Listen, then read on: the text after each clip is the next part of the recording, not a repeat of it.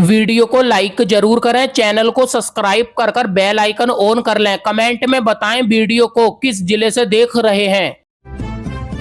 आज की पहली बड़ी खबर, जुलूस में डीजे बैन, लाइसेंस अनिवार्य। त्योहारों को लेकर बिहार पुलिस की सख्त गाइडलाइन। बिहार में आने वाले दिनों में पर्व त्योहारों को ध्यान में रखते हुए विधि व्यवस्था से लेकर चाक चौबंदी सुरक्षा के बंदोबस्त किए गए हैं। 5 सितंबर को ईद मिलादुल नबी, 6 सितंबर को अनंत चतुर्दशी और 17 सितंबर को विश्वकर्मा पूजा ध्यान में रखते हुए खास तैयारी की गई है। सभी तरह के जुलूस को निकालने के लिए पहले स्थानीय प्रशासन से लाइसेंस लेना अनिवार्य होगा। अनंत चतुर्दशी के मौके पर गणेश मूर्ति के विसर्जन का रिवाज है। इसी दौरान किसी जुलूस में डीजे नहीं बजाया जाएगा। अगली बड़ी खबर, त्योहारों से पहले खुशियों का तोहफा। पीएम मोदी बोले जीएसटी 2.0 से जिंदगी आसान। पीएम मोदी ने कहा कि मैंने इस बार 15 अगस्त को लाल किले से कहा था कि भारत को आत्मनिर्भर बनाने के लिए नेक्स्ट जनरेशन रिफॉर्म करना जरूरी है। उन्होंने कहा कि मैंने देशवासियों से ये भी वादा किया था कि इस दीपावली और छठ पूजा से पहले खुशियों का डबल धमाका होगा। कल भारत सरकार ने राज्य सरकार के साथ मिलकर बहुत बड़ा निर्णय लिया है। अब जीएसटी और भी ज्यादा सरल हो गई है। जीएसटी में अब केवल 2 ही रेट रह गए हैं, 5% और 18%। 22 सितंबर यानी नवरात्र के पहले दिन से जीएसटी की नई दरें लागू हो जाएंगी। अगली बड़ी खबर, बाढ़ग्रस्त पंजाब में अब उतारे गए ड्रोन। पीड़ितों तक राहत सामग्री पहुंचाने के लिए भगवंत मान सरकार की बड़ी पहल। पंजाब में बाढ़ के हालात से जूझ रहे लोगों तक राहत पहुंचाने के लिए भगवंत मान सरकार ने अब ड्रोन के जरिए राहत सामग्री पहुंचानी शुरू कर दी है। जिन गांवों का सड़क संपर्क पूरी तरह से टूट गया है, वहां ड्रोन के जरिए सूखा राशन, दवाइयां, पीने का पानी, बच्चों के लिए दूध और जरूरी सामान छतों तक पहुंचाया जा रहा है। अमृतसर, गुरदासपुर, अजनाला, फाजिल्का और पठानकोट जैसे इलाकों में ड्रोन राहत सेवा लगातार सक्रिय है। अगली बड़ी खबर, मध्य प्रदेश में बारिश का कहर, 26 जिलों में हैवी रेन का अलर्ट। उज्जैन, ग्वालियर में हालात खराब। मध्य प्रदेश में मानसून का सिस्टम स्ट्रॉन्ग है। बीते 4 दिनों से प्रदेश में भारी बारिश का दौर जारी है, जिससे नदी नाले ओवरफ्लो हो चुके हैं। नदियों का जल स्तर बढ़ने से मध्य प्रदेश के 80% डैम फुल हो चुके हैं। नदी और डैम में बैक वाटर क्षेत्र में पानी का दबाव बढ़ने से उज्जैन और रतलाम समेत अन्य जिलों में बाढ़ जैसे हालात है। मौसम विभाग ने अगले 24 घंटों में 6 जिलों में अति और 30 जिलों में भारी बारिश का अलर्ट जारी किया है। अगली बड़ी खबर, कोका कोला पेप्सी पीने वालों के लिए बुरी खबर। कोल्ड ड्रिंक्स पर लगेगा 40% टैक्स।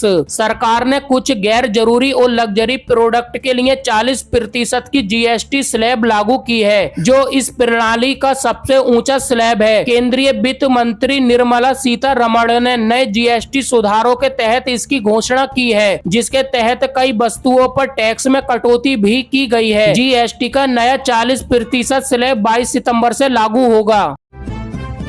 अगली बड़ी खबर, उत्तराखंड के पिरान कलियर दरगाह नहीं आ पाएंगे पाकिस्तानी जायरीन। उत्तराखंड के रुड़की में स्थित पिरान कलियर शरीफ दरगाह में 757वां सालाना उर्स चल रहा है। करीब 17 दिनों तक चलने वाले इस उर्स मेले में देश विदेश से जायरीन पहुंचते हैं। इस दौरान इबादत के लिए सुबह से लेकर रात तक लोगों की भीड़ मुस्लिमों के इस बड़े धार्मिक स्थल पर रहती है। इस साल आयोजित होने वाले इस उर्स मेले में सबसे ज्यादा किसी का इंतजार रहता है तो वो है पाकिस्तान से आए जायरीन। लेकिन ऑपरेशन सिंदूर के बाद भारत सरकार की पाबंदियों के चलते कोई भी पाकिस्तानी जायरीन इस बार उर्स का हिस्सा नहीं बन रहा है।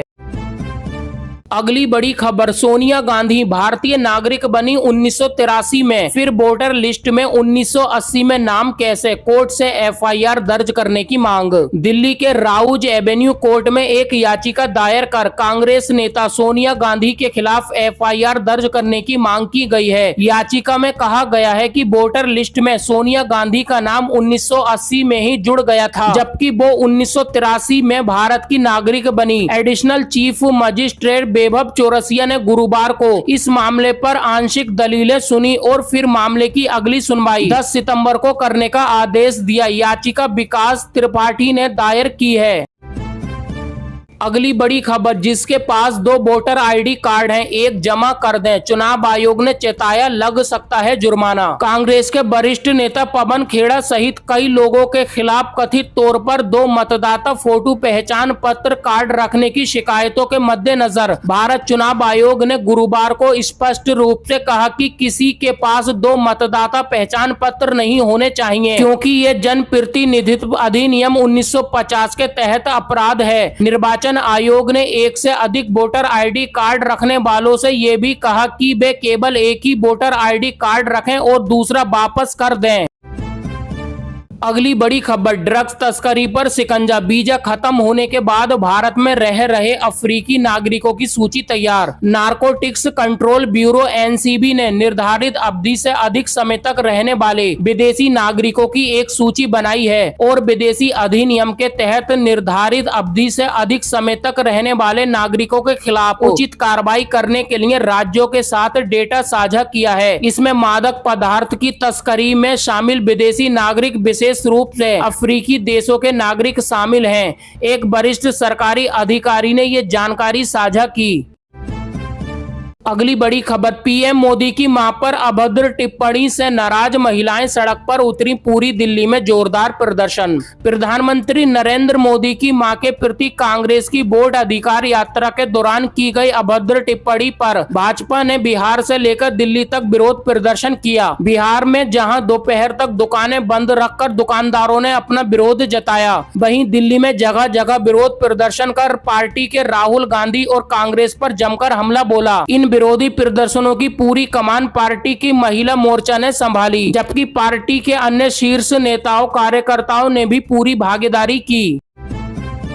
अगली बड़ी खबर, लिथियम आयन बैटरी निर्माण का एशिया का सबसे बड़ा प्रोजेक्ट शुरू, जापान ने किया 3000 करोड़ रुपए का निवेश। हरियाणा सरकार की औद्योगिक नीति से प्रभावित होकर व मुख्यमंत्री हरियाणा नायब सिंह सैनी के प्रयासों से IMT सोहना में जापान की प्रसिद्ध कंपनी ATL ने करीब 3000 करोड़ रुपए से अधिक का निवेश करते हुए लिथियम आयन बैटरी निर्माण का एशिया का सबसे बड़ा पहला प्रोजेक्ट शुरू किया है। इस प्रोजेक्ट के शुरू होने से करीब 5000 से अधिक युवाओं को सीधा रोजगार मिलेगा।